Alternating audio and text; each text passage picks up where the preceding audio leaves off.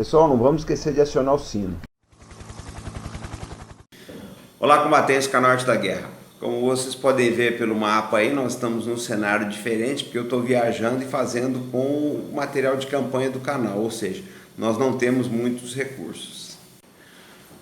Bom, gente, o nosso capítulo de hoje é sobre a vida do Saddam Hussein, né? Eu vou falar da mente dele, né? Das razões que levaram ele a invadir o Kuwait em 1990, mas para isso vocês têm que entender a formação do Saddam, quais as influências que ele recebeu, como foi o governo dele, tá? E tudo que ele passou até desembocar nessa decisão nefasta aí dele em 1990. Bom, o Saddam nasceu em 1937 na região de Tikrit, ali no Iraque, e ele era muito pobre, ele vem de uma família de pastores. O pai desapareceu 6 meses antes dele nascer. A mãe, coitada, ela era muito pobrezinha também, ela ganhava a vida como cartomante da aldeia. Ela casou de novo, o padrasto maltratava o Saddam, mas tinha um tio do Saddam chamado Khairallah, que detestava os ingleses, detestava estrangeiros, que ele adotou o Saddam. Ele leva o Saddam para Bagdá e começa a cuidar do Saddam Hussein. Aí o que acontece? Ele adota o Saddam com 10 anos de idade, alfabetizou o menino, e esse tio teria uma influência muito grande na vida do Saddam. O Saddam casou com a prima dele, a filha desse tio, tá? E aí chegou a fazer o tio prefeito de Bagdá. Só que o tio, ele acabou tendo que afastar o tio porque o tio era muito corrupto, roubava muito em Bagdá. Mas esse tio morreu em 1983, com mais de 83 anos de idade. O Saddam gostava muito dele, essa é a verdade. A propósito, o nome Saddam quer dizer em árabe aquele que afronta, tá? A mãe parece que estava vendo que ele ia ter um destino aí grandioso, embora tanto quanto pavoroso, vamos falar a verdade, né? Bom, gente, muito jovem, o Saddam ingressa na ala iraquiana do partido Baath, tá? E ele comete alguns assassinatos para o partido. Ele era um jovem pistoleiro do partido Baath, né? No começo dos anos 60, ele tenta matar o general Qassem, que era o mandatário do Iraque. O atentado falha, ele é obrigado a fugir para a Síria, depois foge para o Egito. Lá ele se casa com a prima dele, a filha do Khairallah, tá? Ele volta para o Iraque e fica preso de 1964 até 1966. Em 1968, o Ahmed Hassan al-Bakri, que era meio primo do Saddam, toma o poder no Iraque, tá? E faz o Saddam vice-presidente. Uma coisa que eu tenho que falar para vocês, gente, quase todo mundo ali é aparentado, tá? O Saddam, os meio-irmãos dele, do segundo casamento da mãe também, ele entrega posições chaves. Vocês veem que ele fez do tio dele prefeito de Bagdá, e o al-Bakr era primo dele, só que o al-Bakr andava meio doente. O al-Bakr faz do Saddam vice-presidente, e o Saddam entra numa das fases assim mais esplendorosas da vida dele. Ele fica como vice-presidente de 1968 a 1979, e o Iraque recebia muito dinheiro do petróleo. Então, vamos ser sinceros, ele modernizou o país, construiu pontes, rodovias, né? Trouxe tudo que ele podia para o Iraque. O programa de alfabetização do Iraque foi um dos mais ambiciosos do mundo. Saddam chegou a ganhar prêmio da Unesco e ele modernizou Bagdá. Aí o que acontece? Uma pessoa com essa capacidade, esse talento administrativo e principalmente essa ambição não ia se contentar em ser vice-presidente.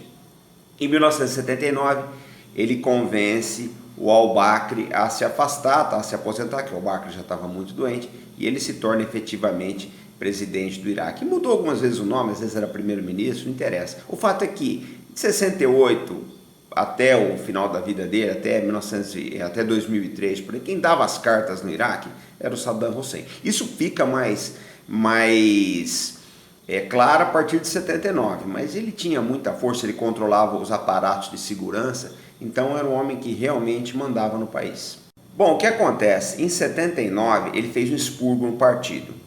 Eu coloquei o vídeo na guia de comunidades, vocês olham lá das prisões que ele fez. É uma coisa pavorosa o vídeo, é um vídeo preto e branco, é pavoroso, vocês deem uma olhada lá em como ele fez o expurgo. Ele matou 66 companheiros do partido, acusou os caras de estarem vinculados a um complô com a Síria, etc. Conversa. Isso aí era para afastar a gente que fazia oposição a ele, tá? O governo do Saddam é caracterizado por diversas coisas, né? Primeiro, nacionalismo, que ele deve ter recebido muita influência do tio dele, né? Quanto aos valores nacionais do Iraque. O tio contava muitas histórias do Nabucodonosor, né? Histórias da glória dos iraquianos, dos árabes, etc. E uma outra coisa também, ele mobiliou os postos principais da administração iraquiana, inclusive o exército, com sunitas. Eu lembro para vocês que o Iraque é dividido entre xiitas, sunitas e curdos. Quanto aos xiitas e curdos, ele reprimiu com mão de ferro nos anos todos dele aí, tá? Uma coisa interessante na mente do Saddam é que ele, nos primeiros anos, vocês acham filmes e fotos aí na internet, ele era um pai muito carinhoso com os filhos, né? Mas aparece foto dele fazendo castelos de areia com os meninos, etc. Mas parece que quando os garotos ficaram adolescentes, o Daí e o Kuzaí, ele levava os meninos para ver as câmaras de tortura no Iraque. Ele tinha esse lado meio... E os garotos saíram cruéis que nem ele, essa é a realidade, tá, gente? Tanto que acabaram assassinados. Tá, uma outra coisa interessante, meu pai estava até lembrando aqui, os genros dele fogem para a Jordânia em 1995, né? Os dois genros que ele tinha, que inclusive exerciam cargos importantes no governo, como eu falei, parentada lá, estava sempre nas bocas. E ele prometeu uma série de benesses, perdão para os genros, etc. Os genros voltaram e foram fuzilados no mesmo dia. Aí, depois disso, as filhas esfriaram o relacionamento com ele. A família era toda complicada, tá, gente?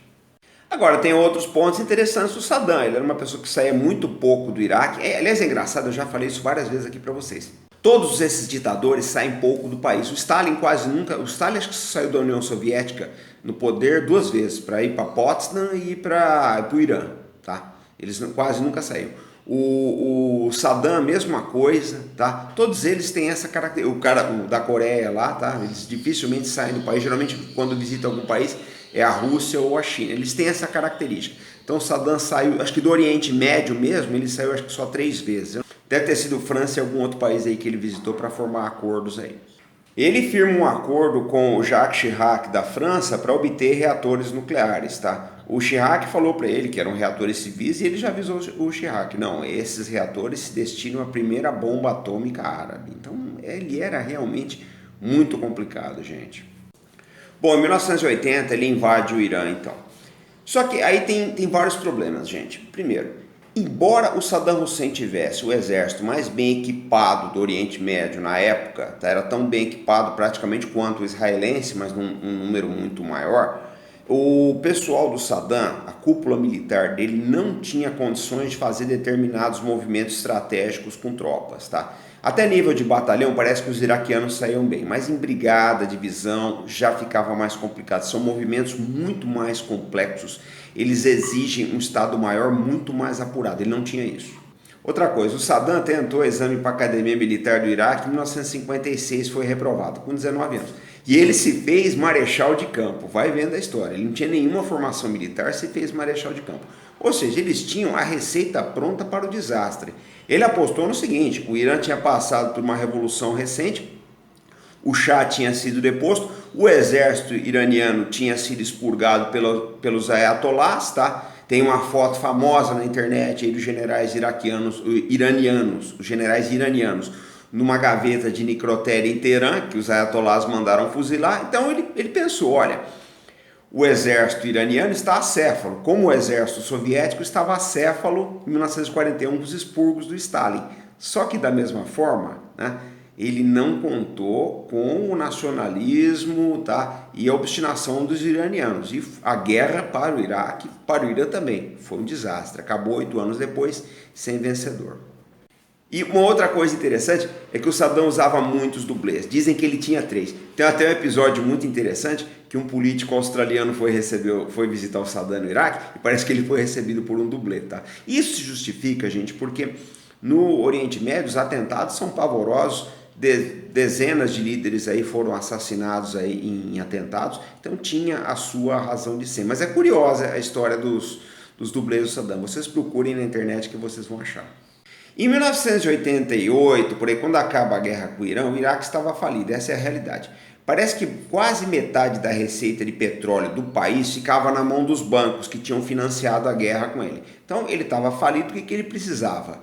De um movimento militar que lhe trouxesse sucesso e renda, né, para contrabalançar, para trazer caixa para o país. O Iraque, o Kuwait, juntava as duas coisas. Seria uma presa militar fácil e ia trazer muito dinheiro para o Iraque falido. Bom, gente, então deu para vocês entenderem a mente desse homem, tá? Ele cresceu segundo as influências do tio, tá? Ele tinha assim uma sede de glória muito grande de trazer os árabes ao período de esplendor, ele desconfiava dos estrangeiros, tá? Os primeiros anos dele foram muito bons, né? Mas é aquilo, é o que alguém costuma disse uma vez, né? O poder corrompe, o poder absoluto corrompe absolutamente. Pessoal, esse foi o vídeo de hoje. Eu vou deixar vários vídeos do Saddam Hussein na nossa guia Comunidades. Eu vou deixar lá, vocês olhem, tá? Então eu lembro para vocês sempre o seguinte: todas as vezes que vocês compram um livro da Amazon, vocês estão ajudando o canal Arte da Guerra, tá? A Amazon manda uma receitinha pra gente aqui.